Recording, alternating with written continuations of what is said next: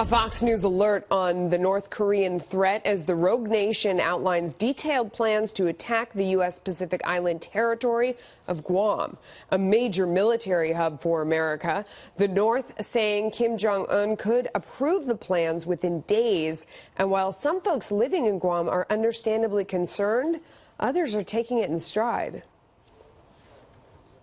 It's actually been scary since yesterday, so right now, I'm planning with my family to, what are we going to be doing from here on till whenever this is. So we're trying to plan out if there's an emergency and things like that. I think one of the safest places to be is wherever they're aiming.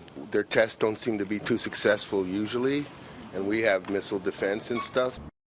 And the governor of Guam says while he is worried about things escalating, he tells our own Tucker Carlson that North Korea has made threats like this before. This bellicose statement, this is something that is, no different what he's been doing in 2013. At the same time, we are concerned that it does not ramp up. Most of our concern here in Guam is that decisions are not made that would cause some sort of a conflict over here.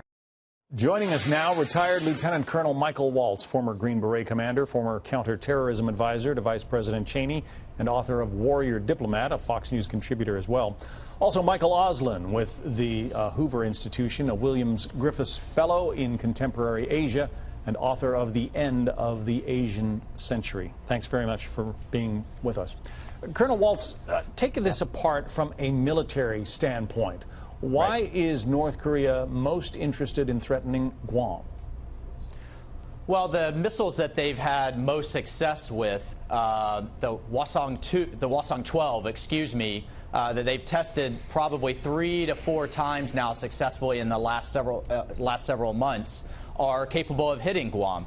They're also able to be on a mobile launcher, which is very difficult for us to find. They can hide them, move them, put them in different types of bunker facilities. So from a military standpoint, it's kind of a sure shot for the North Koreans. But look, the dynamic here has to change. And I think President Trump's rhetoric is spot on in the sense that the calculus in North Korea heretofore has been we have to get an arsenal in order to ensure regime survival. They need to understand that if they get that arsenal, they will fail. And the Chinese need to understand that as well. Their calculus is a unified peninsula friendly to the West is not in their interest, and a failed North Korean state will cause a refugee crisis. The Chinese need to understand that military action is a credible option for us. It has not been the last 8 years, and that if there's war on the peninsula, that is worse than their other fears. Michael, again, assess this threat. I mean, the North Korean commander in charge of that country's missile system says he's going to aim 4 missiles at Guam and have them ready to go within a week and then just wait for the command.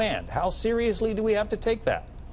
Well, it's clearly part of the tit-for-tat that's going on, John, between the president and Kim Jong-un. I think there's a couple things that are interesting about it. First, what you see is that North Korea, now that the word is out that they have miniaturized weapons that can be on the missiles, and they are really thinking about the strategic ways of using these missiles. They're telling us what they're going to do to raise the cost for us and try to deter us from getting involved or even get us to back down from the commitments we've made to our allies. Second, they're also talking just about attacking the United States. They're not talking about attacking the United States troops in South Korea or Japan, interestingly.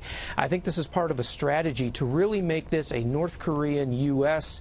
battle, so to speak, and try to sideline both South Korea and Japan, get them to think that what they need to do is come back to the table to talk with North Korea, and it's really the United States is the one that's pushing war. So there's a diplomatic element, and along with that, a strategic element that's showing us how the North Koreans are starting to think about using and employing these new weapons in a way to get us to blink and think twice. Well, but Michael, the North Korean leader, I don't know, is he believing his own PR? Does he really think that he could launch an attack on, the island territory of Guam, a U.S. possession, and not be essentially eradicated by the U.S.? No, I don't think so at all. I mean, he knows very well that an attack like that would more than not likely spell the end of his regime. What he's really trying to do is get Donald Trump to back down. He's trying to take the measure of the man and assume that the U.S. president, the current U.S. president, will act like all other U.S. presidents, that we're not willing fully to go to war, except in the case of an unprovoked North Korean attack on us or our allies, and instead probably maneuver him back to the negotiating table. Look, if I'm North Korea, that's what I want. I want to run out the clock on the Trump administration the way I ran out the clock on previous presidents. That's right. Let's talk about... John, let's keep in mind, too, that Kim Jong-un has his own domestic audience. Obviously not in the way of the United States, but he has, military, he has his military senior leaders and others that are watching him and watching how he behaves in this tit for tat, which, frankly, I think the North Koreans haven't seen before. They haven't seen an American president really make this strong of a statement. And yes, they all put the military option on the table, but there has to be a belief both in China and North Korea that it is very real. Well, this is obviously quite related to that. Military moves in the South China Sea. The U.S. just dispatched the warship, the USS John McCain, to sail past one of China's artificial islands. It's the third time the Pentagon has conducted one of these, quote, freedom of navigation challenges to China's claims in that region since President Trump took office. What's the message there, Michael? Well, the message is that we are not going to be as passive as the Obama administration was.